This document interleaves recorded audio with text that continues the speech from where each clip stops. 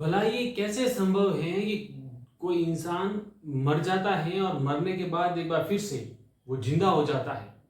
लेकिन ये जो आज की कहानी है बड़ी रोचक कहानी है। इस कहानी को अंतर्राष्ट्रीय स्तर पर पहचान मिली बापू महात्मा गांधी जी के द्वारा।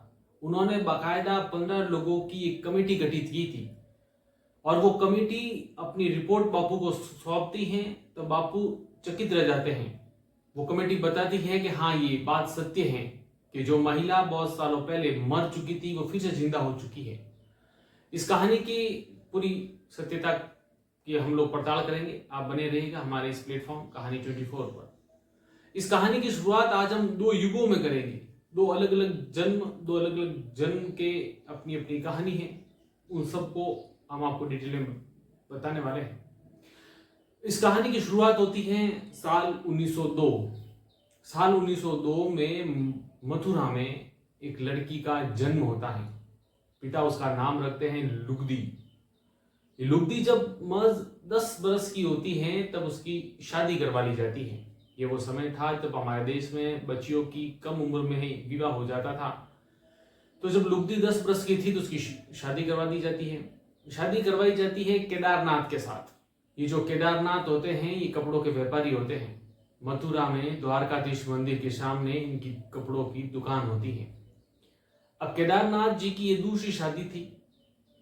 तो लुगदी केदारनाथ की दूसरी पत्नी थी। विवाह के कुछ समय पश्चात लुगदी को बच्चा होता है। अब उस प्रेगनेंसी के टाइम पीरियड में जो बच्चा होता है वो मरा हुआ बच्चा होता है। तो डॉक्टर ऑपरेशन करते हैं तो बच्चे को बचा नहीं पाते, लेकिन लुगदी है वो बच जाती है। कुछ समय बाद एक बार फिर से लुगदी दोबारा प्रेग्नेंट होती है। इस बार फिर डॉक्टर हैं ऑपरेशन करते हैं और उस ऑपरेशन में जो डॉक्टर हैं वो बच्चे को बचाने में कामयाब हो जाते हैं। लेकिन बदकिस्मती से बच्चे की माँ यानी लुगदी मर जाती है। अब केदारनाथ के सामने उनकी दूसरी पत्नी उनकी है जो मौत हो जाती है। बच्चा वो बच गया लेकिन उनकी पत्नी नहीं बची। अब ये घटना यहाँ खत्म हो जाती है। लेकिन ये दूसरी घटना का दूसरा रूप शुरू होता है इसकी मौत के ठीक 10 महीने बाद, 10 महीने 7 दिन बाद, 10 महीने 7 दिन बाद दिल्ली में एक लड़की का जन्म होता है। अच्छा, दिल्ली में एक लड़की का जन्म होता है तो उसके पिता है वो बड़े प्रेम से उस लड़की का नाम रखते हैं शांति। अब ये शांति देवी धीरे धीरे बड़ी हो रही थी, लेकिन घर वाले शांति को लेकर बड़े परेशान थे। उसकी वजह यह थी कि शांति तो कुछ बोल ही नहीं रही। शांति की उम्र बढ़ती जा रही थी लेकिन शांति कुछ बोल नहीं रही थी। तो घर वाले ये मानने लग गए थे कि कहीं ऐसा तो नहीं ये जन्मजात गूंगी हो, क्योंकि शांति की उम्र अब तक पूरे 3 बरस हो चुकी थी। शांति इनके साथ जो 3 बरस के जितने बच्चे थे सब बोले जा रहे थे, लेकिन शांति नहीं बोल रही थी। घर वाले काफी परेशान हैरान उसको सब जगह लेके गए, सब इलाज करवाया, लेकिन शांति के जीवन में कहीं कोई फर्क महसूस नहीं हुआ। फिर शांति जब 4 साल की हुई तो चौथे साल में शांति और उसके घर वालों के जीवन में खुशियां आ गई। और वो खुशियां ऐसे आई कि शांति है वो बोलना शुरू हो जाती है। अब शांति बोलना तो शुरू हुई, लेकिन जब बोल के ऐसा बोली तो घर वाले सब चौंक गए, हैरान रह गए। वो बार बार एक ही बात दोहराई जा रही थी। वो कह रही थी ये मेरा घर नहीं है, मेरा घर तो मथुरा में है और आप मुझे शांति शांति क्या बोले जा रहे हो। मैं तो चौबेन हूँ, वाइफ ऑफ चौबे जी। मेरे पति हैं जिनका नाम केदारनाथ है और मेरे एक बच्चा भी है। मेरे पति हैं वो कपड़ों के व्यापारी हैं और मथुरा में द्वारकाधीश मंदिर के सामने उनकी कपड़ों की दुकान है। मेरे पति देखने में गोरे रंग वाले हैं, उनके लेफ्ट साइड पे एक तिल है और वो आंखों में नजर का चश्मा भी पहनते हैं। अब घर वाले हैं वो सब हैरान परेशान। 4 साल की बच्ची 3 साल तक तो बोली नहीं, चौथे साल बोली तो पता नहीं क्या ही बोले जा रही है। अब घर वाले उनकी बातों को कभी सीरियस लेते, कभी थोड़ा ऐसे ही टाल देते। वो वक्त बीतता गया, ये शांति और बड़ी होती गई। तो कुछ सालों बाद जो शांति हैं उनके रिश्ते में एक हेडमास्टर साहब थे, वो एक स्कूल में लगे हुए थे। वो उनके घर आते हैं। जो घर आते हैं तो शांति को अपने पास बिठाते हैं और इनके जो रिश्तेदार होते हैं इनका नाम होता है बिशन चंद। और ये जो बिशन चंद होते हैं ये जो दरियागंज में स्कूल होती है वहां में टीचर हो रहे होते हैं। अब वो शांति को अपने पास बिठाते हैं, उसे पूरा कन्विंस करते हैं कि बेटा तू मुझे तेरे पति के बारे में बता, मैं तुझे मथुरा लेके चलूंगा। और तुझे तेरे पति से मिलवाऊंगा। अब शांति जो ये बिशन चंद हैं जो टीचर थे उनको पूरी कहानी बताती है। वो बताती है कि मेरे पति जिनका नाम केदारनाथ है, दिखने में बड़े, उनका जो शरीर का रंग है वो गोरा है, आंखों पर नजर के चश्मे हैं, कपड़ों के व्यापारी हैं, और मथुरा में द्वारकाधीश जो मंदिर है ठीक उसके सामने उनकी दुकान है, और मेरा एक बच्चा भी है। मैं प्रेगनेंसी में मेरा ऑपरेशन हुआ था, उसके बाद शायद मैं मर गई, मुझे कुछ याद नहीं है, लेकिन मेरा घर वो है ये नहीं है।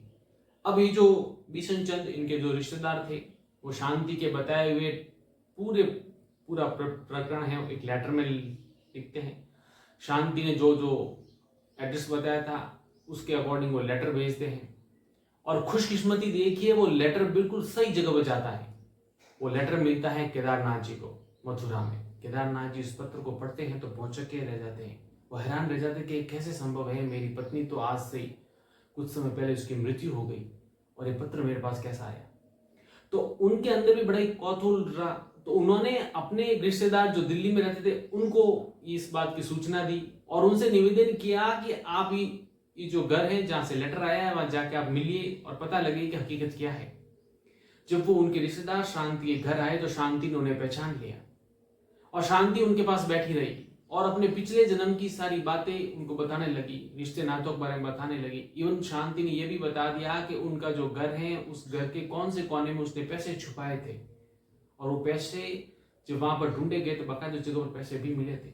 जो उनके रिश्तेदार थे उन्होंने केदारनाथ को इन्फॉर्म किया कि सूचना तो पक्की है, हो ना हो ये तुम्हारी पत्नी है लुगदी, जिसका दूसरा जन्म हो गया है, इस जन्म में लोग जो शांति कह रहे हैं। तो जो रिश्तेदार थे उन्होंने तय किया कि केदारनाथ और ये शांति उसकी मुलाकात करवाई जाएगी। तो उन्होंने एक दिन जो केदारनाथ थे वो उनको अपने साथ लाया और वो शांति घर लेके चले गए। केदारनाथ को बाहर खड़ा रखा और वो अंदर गए और शांति को बोले कि केदारनाथ के बड़े भाई साहब आए तुमसे मिलने के लिए। शांति जब उनसे मिलती हैं तो बड़ी प्रसन्न हो जाती हैं और उन्हें प्रणाम करती हैं, और जो रिश्तेदार थे उनको बताती हैं कि बड़े भाई साहब नहीं, यही तो मेरे पति हैं केदारनाथ, मैं इन्हीं का जिक्र किया करती थी आपसे। तो ये बात फिर से प्रूफ हो गई कि शांति है वो अपने पति को पहचान रही थी। फिर पति पत्नी बैठे, परिवार के दूसरे सदस्य भी बैठे।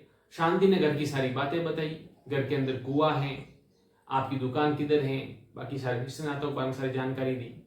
फिर उनके जो पति थे केदारनाथ वो और थोड़ा डिटेल में जानना चाह रहे थे, तो पति पत्नी दोनों एकांत बैठे और कहते हैं कि पति पत्नी के बीच के जो राज किसी को मालूम नहीं थे वो अपनी जो केदारनाथ जी थे उन्होंने शांति से पूछा और शांति ने सब कुछ सही बता दिया। अब केदारनाथ खुद हैरान परेशान कि ये क्या हो, ईश्वर की कैसी लीला है ये। जब ये खबर विभिन्न पत्र पत्रिकाओं में छपी तो ये खबर पहुंच गई बापू के पास। बापू स्वयं भी हैरान रह गए कि कैसे संभव है, जो लड़की मर चुकी हो पुनर्जन्म ले से, क्या संभव है। तो बाकायदा वो 15 लोगों की एक कमेटी गठित करते हैं और ये 15 लोगों की कमेटी जो है वो शांति को मथुरा और उस प्रत्येक स्तर पर लेके जाती है जहां ये होने का दावा करती है।